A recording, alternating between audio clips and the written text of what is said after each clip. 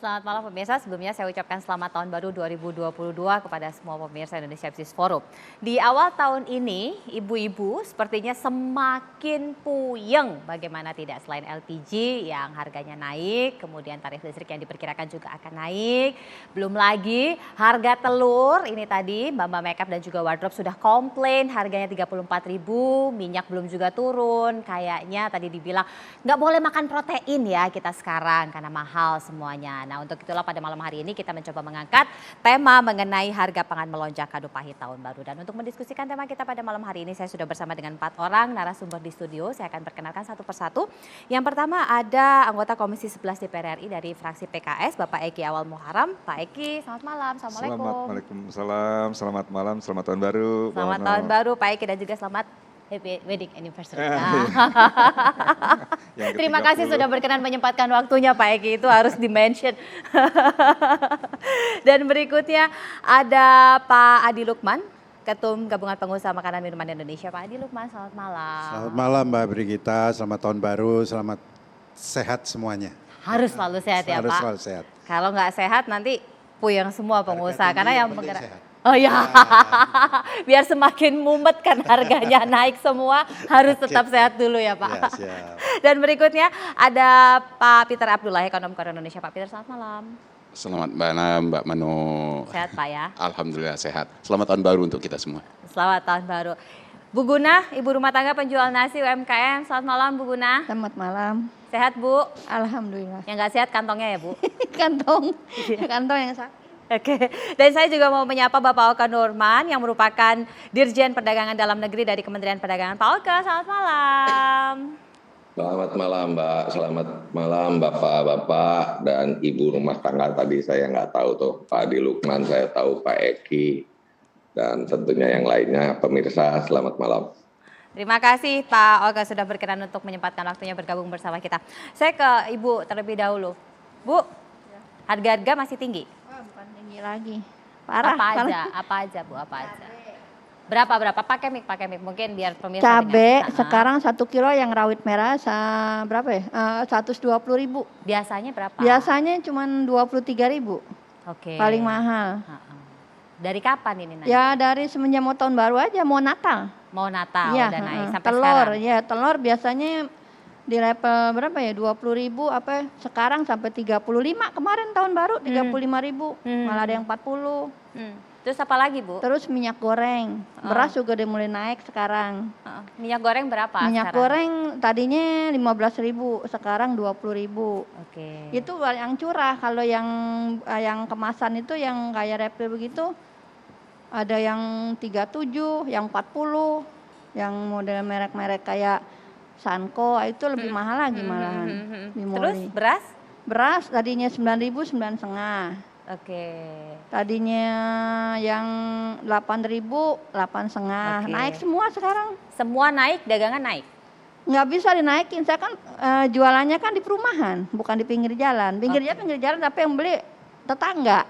Oke. Nggak bisa saya naikin harga. Terus Tetap gimana segitu. caranya? Ya, Supaya nyata tetap saya untung? kurang-kurangin aja sekarang. Misalkan jengkol aja sekarang biasanya 20, 25 bisa 40, 55 sekarang jengkol itu. Harga jengkol bisa naik. Oke. Iya. Terus penjualan masih tinggi? Penjualannya saya kurang-kurangin. Tadinya jual jengkol 3.000 bisa 6, sekarang cuma 4. 4 itu 4 belahan itu. Orang pada komplain, kok mahal amat sih jengkol. Ada saya kalau pengen masak sendiri beli dah saya mentahnya saya bilang. Oke. Orang harganya mahal saya bilang. Biasa, Sambel. biasa sehari ibu bisa jualan dapat duit berapa? Biasanya kalau lagi rame nih, kan saya jual nasi kuning. Ya 500 dapat. Sekarang paling tinggi tuh 350.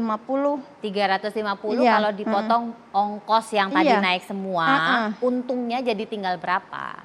Untungnya sih saya sih nggak ngitung untung buat makan. Kenyang makan anak-anak suami. Udah itu aja. Anak berapa? Anak saya 3, yang satu dari rumah tangga. Tadinya sih tinggal sama saya, sekarang berhubung kali lihat saya begini keadaannya dia ngontrak misal sendiri sekarang. Oke, Yang udah suami punya kerja istri. apa? Hah? Suami kerja apa? Suami saya jualan es kelapa di mana sih, di Kimia, Cipto, RSM. Oke, Iya. terus ini kan naik semua Bu. Ibu pernah dapat bantuan nggak? Karena ada Kalau operasi pasar nih. bantuan, terus terang aja anak sekolah saya dapat semua. Kayak Kalau operasi pasar koperasi pasar kayak enggak deh. belum pernah dapat. Minyak goreng murah yang Enggak. itu loh. Enggak pernah. Pakai mic Bu. Enggak pernah. Oh, belum pernah dapat. Belum Waktu pernah ke dapat. pasar nggak pernah dapat operasi pasar yang enggak pernah harga murah dapat, itu. enggak pernah. Paling ya sembako gitu aja, sumbangan paling berapa Oh, liter beras gitu-gitu oke. aja. Terus Enggak. Ibu biar tetap untung gimana caranya? Ya sekarang ya saya kurang-kurangin kalau penjualannya. Model kayak lau-lauan gitu. Gimana itu Bu? Dikecilin. Dikecilin, iya. Porsinya dikecilin. Oh. Kalau tongkol kan udah potongan segitu, jual ikan tongkol cuek itu yang potongan. ah. Saya belinya 1.500, tadinya 2,5 jadi 3.000 gitu, saya naikin gitu. Cuma tetap aja nggak ketemu juga. Dagangnya sepi sekarang mah kayak dulu. Tetap puyeng ya Bu? Iya, bukan pusing lagi jangan mikirin. bukan Kalau lagi. nggak jualan kita ngapain? Kan suami juga jualannya sepi di RSCM juga sekarang nggak kayak dulu. Pasien penuh banyak, sekarang mah sepi. Pasien juga dibatasin. Udah gitu daftarnya pakai online udah pusing deh. Oke. Iya. Jadi makin susah ya Bu? Makin susah, bukan saya kejepit banget udah bener. Di Belanda kata kalau pala mau pecah mau dipecah deh bener mikirin. Oh, jangan dulu Bu, jangan dulu. Ada Pak Eki Bu. Mikirin nanti, apa? Nanti Pak Eki pasti bisa bantu Bu. Tenang, di sini ada wakil rakyat Bu. Nanti biar Pak Eki Bener, yang mikir. mikirin semua kebutuhan hidup. Ya Allah ya Robi, gitu sampai bener pusing kepala. Kepala bener pusing banget, bener-bener pusing deh. Kita coba tanya sama Pak Oke ya. Iya. Pak Oke, Ya, malam. Pak. Siap. Pak, ini di Manggarai posisi ibunya Pak. Tapi kok tidak pernah dapat jatah operasi pasar ya Pak? Operasi pasar itu ini berbeda. Operasi pasar biasanya dilakukan oleh pemerintah daerah dalam rangka mengendalikan harga. Saya ingin memperbaiki deh statementnya. Sebetulnya jangan bilang semua dong, karena pemerintah juga ada prestasinya mempertahankan beberapa harga kebutuhan pokok yang ternyata bisa ditahan stabil. Contohnya beras, bahkan ada penurunan 2%. Contohnya gula pasir naiknya cuma 0,76%. Memang ada harga-harga yang naik, minyak goreng, cabai, telur, terutama di akhir tahun, gitu kan. Jadi sekarang awal tahun ini sudah mulai menurun dan tadi tingkat inflasi pun kita bisa tahan di 1,86% dari itu, bahkan di bawah target gitu kan. Jadi tidak semua. Betul minyak goreng, cabai, kemudian telur. Itu jelas. Bawang merah juga dinyatakan naik, padahal itu nanti saya terangkan lagi. Kalau telur itu sudah mulai terasa penurunan. Jadi saya nggak tahu di pasar mana aja, ini rata-rata Jakarta aja sudah turun menjadi 28.900 rata-ratanya. Dari mulai terendah 25.000 sampai 32.000. Tapi sudah mulai turun karena memang pasokan dari Blitar itu sudah mulai normal. Sebelumnya terganggu telur itu karena ada program pemerintah yang menggelontorkan bansos dalam bentuk natura. Sehingga permintaan di tingkat peternak tinggi untuk dilakukan bansos diserahkan kepada mereka yang membutuhkan. Sehingga terjadi gangguan terhadap supply. Karena suplainya diminta untuk bansos yang cukup besar-besaran dari pemerintah. Tapi sekarang bansos sudah selesai di akhir tahun ini dan awal tahun ini sudah mulai terasa penurunannya. Kita targetkan dalam waktu dekat dan kita sudah bicara dengan peternak di Blitar, itu akan tercapai di angka penurunan lagi. Dalam waktu dekat itu akan menjadi 28, 27 dan sebagainya. Karena sekarang permintaan hanya kembali ke horeca dan masyarakat. Itu untuk telur dan itu sebetulnya saya lebih menyatakan awal tahun baru ini diawali dengan penurunan. Karena tadi akhir tahun memang kita mengalami kenaikan dan kembali kalau minyak goreng setelah kita perhatikan di awal dalam rangka persiapan Nataru memang pemerintah menyiapkan 11 juta liter dengan harga 14.000. Tetapi setelah melihat pertimbangan kelihatannya sampai puasa dan lebaran dan mungkin sampai semester 1 tahun 2022 ini, angka psikologis di CPO ini tidak akan turun seperti sedia kala atau yang kita harapkan angkanya di Mei 2020. Nah, maka sekarang atas instruksi Presiden, utamakan rakyat, maka kami akan melanjutkan program yang minyak kemasan sederhana dengan 14.000. Kalau kemarin itu di 11 juta liter, disebar melalui retail modern dan operasi pasar, maka sekarang pemerintah menyiapkan dengan rata-rata 200 juta liter per bulan. 1,2 miliar liter kita siapkan anggaran, sehingga masyarakat itu akan mendapatkan harga di tingkat 14.000. Masif ini kita akan lakukan segera. Dan kami sudah menyiapkan anggaran untuk membayar selisih harga. Artinya begini, pelaku usaha minyak goreng karena memang harga pasarnya yang tinggi, tidak dibiarkan rugi, gitu kan.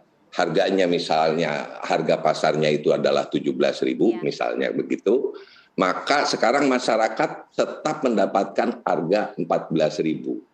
Dan selisihnya itu akan pemerintah yang membayar selisihnya kepada produsen. Jadi produsen tetap ini, karena memang bahan baku, dan ini bukan fenomena di Indonesia saja, ini fenomena dunia, gangguan terhadap pasokan minyak nabati.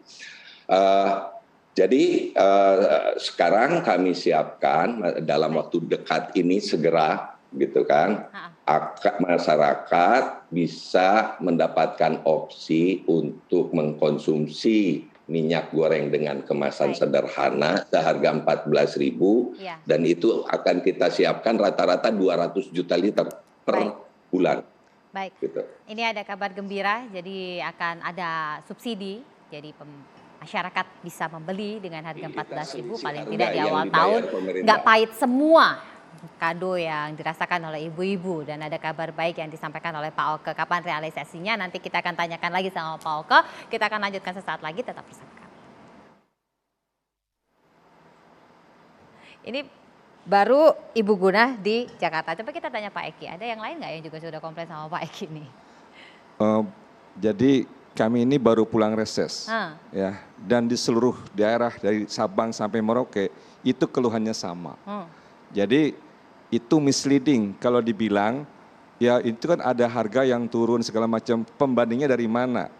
Kalau kita cerita dengan kuartal semester 1, itu tren semua sembako itu naik. Dan sebetulnya lembaga pangan dunia pun sudah mengingatkan bahwa pangan ini akan naik secara di dunia pada semester. Tapi kita masalahnya adalah pemerintah tidak mampu mengantisipasi dan tidak melakukan apa-apa. Pada masa 6 bulan di akhir 2020 ini yang kita sudah tahu bahwa mobilitas masyarakat, COVID sudah menurun, mobilitas masyarakat naik, ekonomi naik, pasti ada peningkatan kebutuhan, permintaan. Nah, pemerintah tidak melakukan apa-apa, termasuk minyak goreng. Bagi saya itu minyak goreng gampang banget supaya terkendali. Kenapa pemerintah tidak memaksa kepada para industri supaya dengan cara DMO, Domestic Market Obligation. Artinya apa? Artinya sebelum instruksi presiden yang ini kan udah terjadi dulu naik nih, baru ada keluar instruksi presiden. Coba kalau 6 bulan yang lalu sudah dibuat domestik nih, Kementerian Pak Oke nih. Dibuat Domestic Market Obligation, ada kewajiban bagi CPO supaya mengutamakan dalam negeri, dalam bahasa teknisnya tadi mengutamakan dalam negeri itu Domestic Market Obligation untuk pasar dalam negeri kita. Kenapa? Karena mereka itu mendapat fasilitas perpajakan kok dari negara. Banyak mereka fasilitasnya, bahkan termasuk skema di dalam BPD PKS juga mendapatkan fasilitas. Bahkan ketika misalnya CPO turun, pemerintah juga turun. Dengan cara apa? Mempertinggi pembelanja terkait dengan B20, B30 sampai dinaikin sampai B80. Jadi maksud saya adalah pemerintah itu jangan terlambat terus, jangan nunggu naik dulu kemudian baru seperti kebakaran begitu kan. Kemudian terkait dengan tadi telur. Masa sih telur dijawab dengan dari Blora, Berapa sih pemain masyarakat petani Blora dan sebagainya. Yang lebih menyedihkan adalah kenaikan harga telur, kenaikan minyak goreng itu nggak sampai kepada petaninya. Kenaikan CPO misalnya, minyak goreng CPO dunia, minyak goreng itu belum sampai kepada petani. Ada transmisi yang cukup panjang, waktu yang panjang untuk bisa dinikmati oleh petani sawit. Nah maksud saya adalah ini memang harus dari hulu. Harus dari hulu, bagaimana sistem perdagangan kita yang memang terkait pangan itu terjadi volatile food, ada kenaikan, nah itu pemerintah harus antisipatif dan diperbaiki dari sisi hulunya, kemudian kebijakan-kebijakan di hilirnya juga disinkronkan. Itu yang menurut saya pemerintah harus antisipatif. Ini di hilir udah kerasa nih, Pak Adi udah kerasa ya, benar Pak Adi? Ya gini Mbak, jadi memang kalau industri sangat merasakan, karena ini global ya, harga-harga pangan dunia itu FAO sudah melaporkan rata-rata 33% kenaikan. Tapi komoditi tertentu bisa 50-60%. Tadi minyak nabati, susu dan lain sebagainya. Jadi ini menjadi beban bagi industri makanan minuman karena memang sebagian dari lokal, sebagian dari import. Ya, di samping itu juga dipicu oleh kenaikan logistik sangat tinggi sekali dunia ini. Jadi ini memang awalnya akibat COVID ya, akibat COVID. Sebagian lockdown, sebagian berhenti, tapi perkembangan masing-masing negara berbeda, tidak seimbang.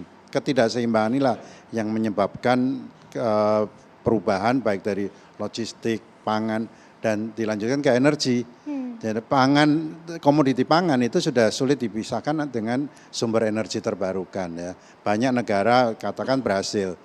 Tebu sudah jadi bukan hanya gula tapi energi. Korea, China pakai umbi-umbian untuk energi. Indonesia sawit ya untuk energi dan untuk pangan semua. Jadi kita harus memikirkan secara menyeluruh antara pangan dan energi dan kemudian bagaimana pengaturan. Tadi yang Pak Eki katakan mungkin FAO sudah mengindikasikan ya dari awal-awal dan ini perlu diantisipasi memang. Perlu diantisipasi dan kita harus segera melakukan pemetaan berapa sih untuk energi, berapa untuk pangan dan bagaimana manage di dalam negeri dan juga harus keseimbangan luar negeri, ekspor juga ya karena kita juga butuh devisa seperti itu. Tapi kalau dari teman-teman Pak Adi di industri makanan minuman ini kenaikannya bisa sampai berapa persen? Kalau kita perhatikan selama 2020 kemarin kemudian 2021 rata-rata kita menahan diri tidak naik harga, harga pangan olahan ya. Kecuali komoditi yang tunggal seperti minyak goreng itu mau tidak mau karena dia tidak bisa olah. Dan kita menahan diri, tapi dengan kenaikan bahan baku, kemudian kenaikan biaya logistik dan kemudian nanti ada perubahan PPN ya tahun 2022 ini, mau tidak mau kita perkiraan saya akan sekitar 4-7%. Itu pun sebetulnya belum bisa menyerap kenaikan bahan baku ya, tapi paling tidak sedikit memperbaiki struktur keuangan dari perusahaan itu seperti itu. Karena kita perkirakan pangan olahan kalau naik sekitar 5% itu memang sudah cukup tinggi buat konsumen ya. Ya, konsumen itu sangat merasakan kenaikan sekitar itu. Apalagi kalau di pasar basah itu ada namanya magic price, Mbak.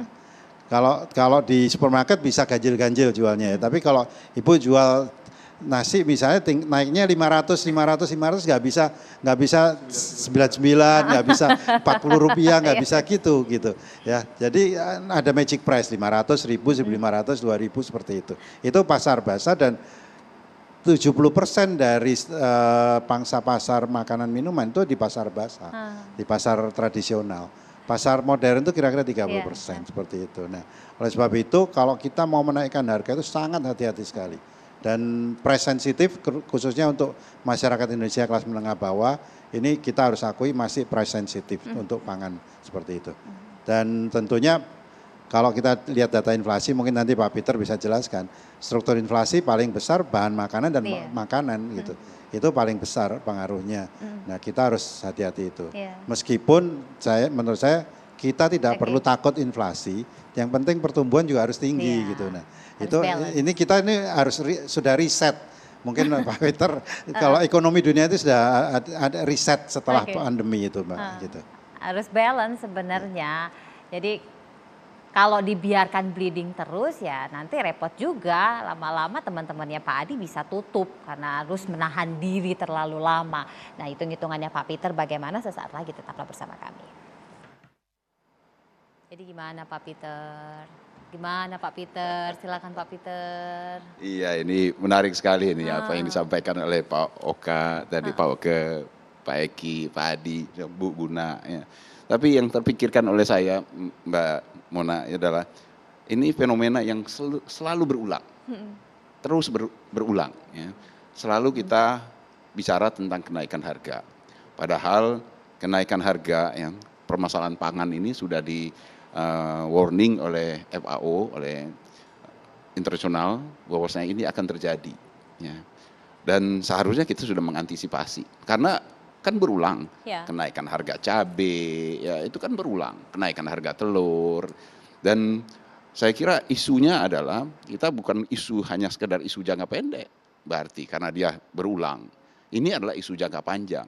Permasalahannya bukan permasalahan hanya di satu titik, tetapi permasalahan yang sangat besar, permasalahan struktural. Ya, kita ada permasalahan di struktur pasar, kegagalan pasar, ya, karena apa yang disampaikan tadi mungkin belum lengkap tadi disampaikan oleh Pak Eki, kita ada permasalahan di hulu hilir pasarnya kita.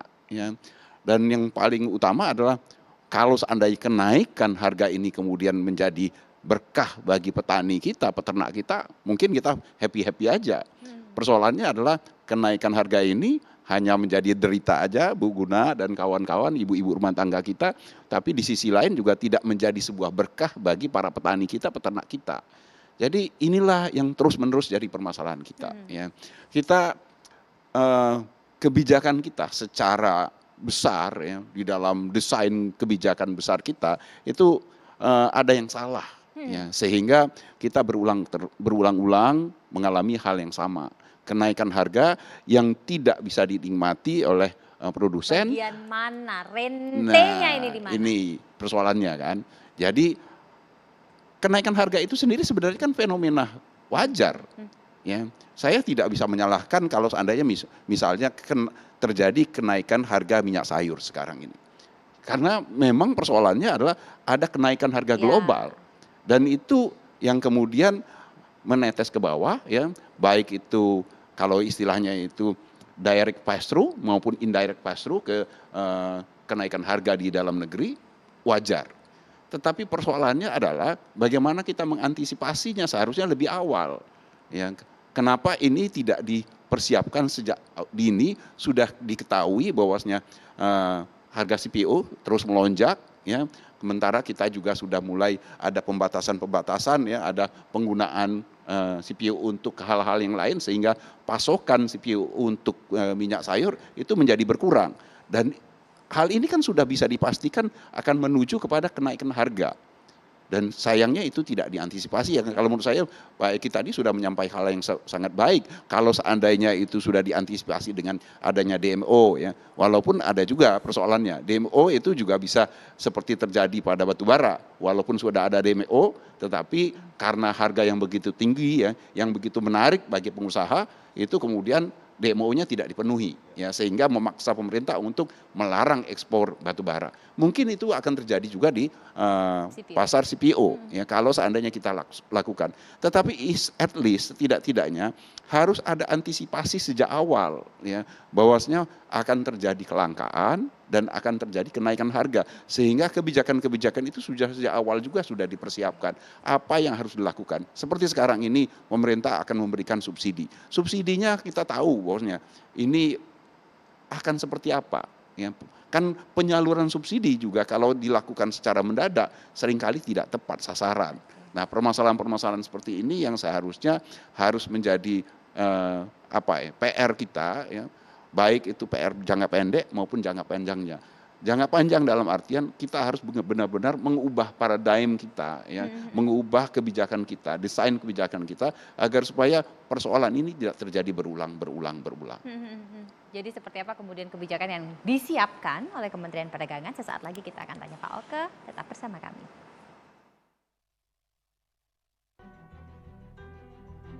Kalau buat ekonomi kayaknya kalau mulai buat kayak jualan gitu udah mulai membaik, dagang gitu ya.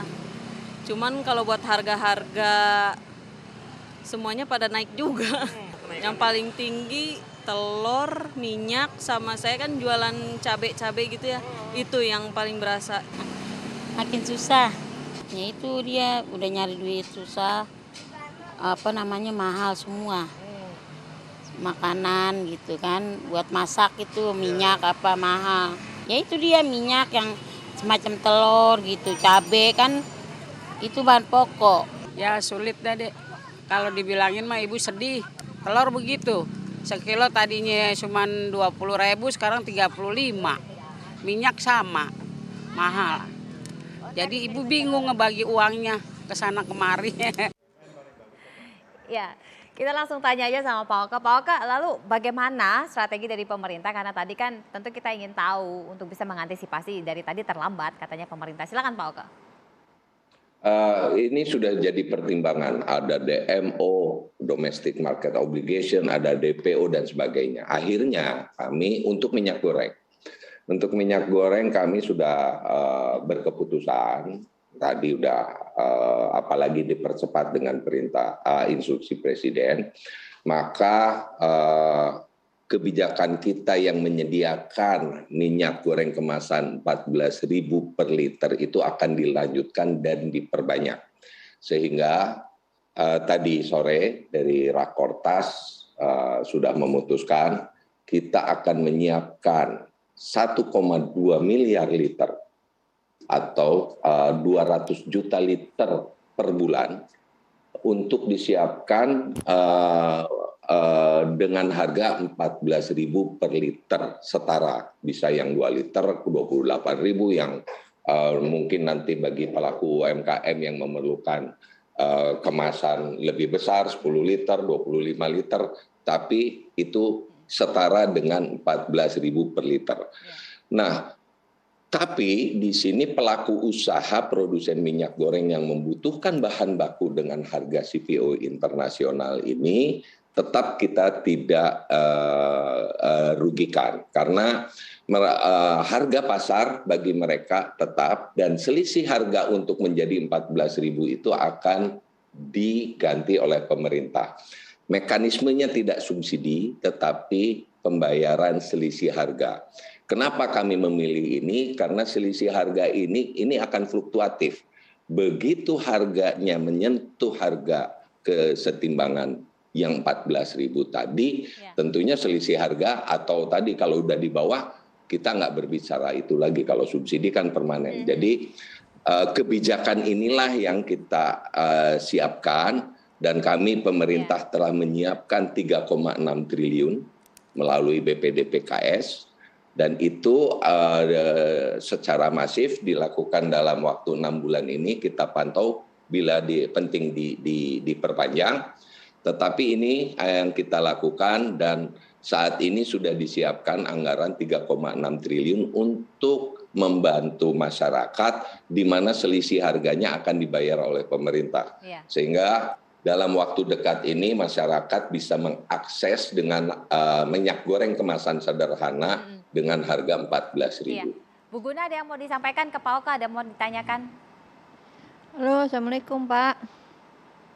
Waalaikumsalam Bu Muna. Saya mau tanya Pak, kira-kira kapan tuh itunya turunnya minyak goreng yang 14.000? Segera dalam bulan Januari ini segera. Oh iya. Tapi permasalahannya kan produsen harus siap, gitu kan? Produsen ya, mengemas. Saya mau sih percepat ya Pak, biar nggak susah-susah banget ya sekarang. Insya Allah Bu, insya Allah. Ya, ini demi untuk rakyat Bu. Repot soalnya kalau minyak goreng naik itu, aduh. Ibu harusnya tanya gimana cara dapatnya, nanti saya nggak dapat Iya, lagi. nah itu cara dapatnya gimana itu ntar? Ini berbicara tidak seperti kemarin hanya melalui retail modern dengan besaran terbatas, tapi ini masif Bu. Bahwa kita siapkan 200 juta liter setiap bulan. Itu artinya akan disalurkan di pasar tradisional, di berbagai saluran, itu akan mudah diakses dengan harga 14.000. Dan di satu harga di nasional. Ya, maksudnya jatuhnya ntar ke warung pengecer apa kemana tuh Pak? Bukan, ini untuk konsumen. Jadi warung pengecer kalau ibu mau berdagang, nanti mendaftarkan kepada agennya, maka ibu akan dibatasi margin keuntungannya berapa gitu, misalnya Rp1.000, maka ibu akan mendapatkan harga 13.000, misalnya begitu Bu. Ya, Ini sedang dikonsepkan. Ibu tidak boleh menjual lebih dari 14.000. Gitu. Tapi nanti minyak gorengnya akan ditandain gitu kan, bahwa ini adalah kemasan sederhana. Karena kalau kemasan premium kita bebaskan, mau mahal silakan, itu jadi pilihan masyarakat. Tapi ibu kalau mau menjadi penyalur nanti, kalau ibu di tempat berdagang di pasar nanti mendaftar ke agennya yang memasok ibu. Minta kemasan sederhana, nanti akan diberikan harga khusus dan nanti ibu dibatasi keuntungannya apakah itu 500 atau 1.000. Itu ibu tidak boleh menjual lebih dari 14.000. Masyarakat kira-kira harga 14.000 itu berapa liter apa kilo? Per liter Bu, per liter. Per liter nanti ini dikemas. Jadi ibu boleh membeli yang 2 liter, boleh yang membeli yang 25 liter karena ada UMKM pedagang gorengan yang memerlukan yang 10 liter. Ya, itu harganya ya 14.000 kali 10 gitu. Selama itu kemasannya sederhana. Baik, kita kembali jeda. Usai jeda kita akan lanjutkan Indonesia Business Forum. Jadi bagaimana supaya pahitnya ini tidak berkelanjutan dari pengusaha dulu? Silakan Pak Adi. Oke, baik. Yang penting sekarang adalah kita sudah tahu kondisi seperti ini, semua ada kenaikan ya. Dan kita perlu dari sisi industri, tentunya kita selalu akan melakukan upaya-upaya supaya harga itu tidak naik terlalu tinggi. Ini memberatkan, bukan hanya ke masyarakat saja, tapi perusahaan pun juga berat ya. Oleh sebab itu kita selalu melakukan beberapa alternatif termasuk inovasi, penggantian bahan baku, tapi yang penting mutu harus dijaga seperti itu. Nah, ini penting dan kita minta pemerintah juga memikirkan biaya-biaya apa saja yang bisa dikurangi untuk mengkompensasi kenaikan-kenaikan ini, supaya ini bisa tidak menjadi beban baik perusahaan maupun ke konsumen. Tapi sudah sempat dikomunikasikan dari kita teman-teman. selalu berkomunikasi dengan pemerintah dan terakhir kita bahas mengenai logistik misalnya. Logistik lokal ini juga ikut-ikutan naik, Mbak. Oh ya? 30-40% untuk kapal antar pulau. Padahal harusnya kan tidak terlalu pengaruh gitu, tapi ini semua ikut-ikutan naik. Nah, ini kita bahas juga dengan pemerintah. Dan pemerintah akan melakukan upaya-upaya supaya ini bisa ditekan. Termasuk juga biaya pelabuhan, angkutan darat dan lain sebagainya supaya ini tidak menjadi beban tambahan yang akan memberi beban pada konsumen seperti itu. Terima kasih. Itu yang kita harus lakukan. Terima kasih Pak Adi. Pak Eki silakan. Ya, terima kasih. Jadi kenaikan beberapa komoditas pangan ini, sembako dan lain sebagainya, itu menambah beban rakyat ya di tengah-tengah kondisi pandemi sekarang ini. Seharusnya pemerintah itu harus mengantisipasi jauh sebelumnya. Karena FAO, Badan Pangan Dunia juga sudah mengingatkan dan tren itu sudah terjadi sebenarnya pada 6 bulan yang lalu. Nah, masalahnya pemerintah selalu terlambat, itu satu. Yang kedua, harus ada perbaikan di hulu dan di hilir. Karena apa? Kenaikan pangan ini tidak serta-merta dinikmati oleh petani dan peternak, tadi sudah dijelaskan oleh Pak Peter juga. Yang ketiga adalah tentu pemerintah harus hati-hati nih. Karena apa? PPN tahun ini pemerintah mau menaikkan PPN dari 10% menjadi 11%, termasuk olahan pangan, Pak. Ya, pangan olahan. Bahkan nanti ujungnya 12%. Kami mengingatkan ya seharusnya ditunda ini. Ya, dengan kondisi ini ditunda ya. Jangan serta-merta PPN bisa 11%. Lihat situasi dulu dalam kondisi inflasi ya, karena dia akan mendorong inflasi yang cukup parah ya. Fraksi PKS memandang bahwa kenaikan PPN seperti ini tidak tepat ya. Yang kedua terkait TDL termasuk gas melon dan lain sebagainya yang di situ adalah administered price yang harganya bisa dikontrol oleh pemerintah, jangan dinaikkan. Ya, akan menjadi beban bagi rakyat. Baik. Demikian. Thank you, Pak Eki. Pak Peter. Ya, jadi tahun ini memang sudah diperkirakan kita akan mengalami inflasi yang lebih tinggi.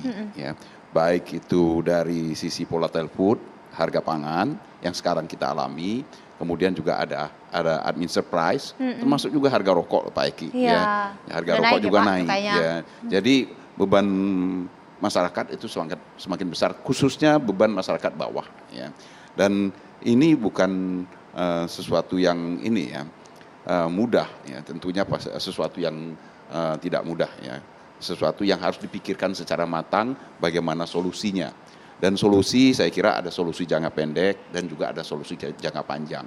Dan seperti yang sudah saya sampaikan tadi, bahwasanya pemerintah perlu meredesain ya, bagaimana kita mengatasi persoalan ini secara benar-benar bisa mengatasinya secara utuh, ya benar-benar selesai gitu loh. Bukan hanya gali lubang tutup lubang, hanya tambal sulam, kasih balsem ya. hanya menyelesaikan persoalan untuk saat ini, tetapi besok muncul lagi ya. Jadi itu yang saya sebutkan tadi, perlu redesign paradigma baru di dalam kita mengatasi permasalahan-permasalahan ini. Karena ujung-ujungnya sebenarnya kenaikan harga itu adalah sebuah kewajaran. Tetapi yang paling penting adalah ketika kenaikan harga itu terjadi, masyarakat itu siap dan mampu untuk menghadapinya. Karena di semua negara mengalami kenaikan harga juga. Mungkin perbedaannya adalah kenaikan harga yang terjadi saat ini bertepatan pada masa pandemi, pada masa masyarakat kita begitu terdampak oleh pandemi, ya kehilangan daya beli, ini bebannya menjadi lebih berat. Baik, Pak Peter terima kasih, Bu Guna terima kasih, Pak Adi terima kasih, Pak Eki terima kasih, dan Pak Oke Nurwan, Dirjen Perdagangan Dalam Negeri Kemendak terima kasih. Mudah-mudahan saja akan ada solusi dan pembicaraan yang lebih intensif agar penyelesaian secara holistik ini nanti bisa diredesain. Tadi kalau saya pinjam istilah dari Pak Peter. Saya Brigita Manohara pamit, selamat malam, sampai jumpa.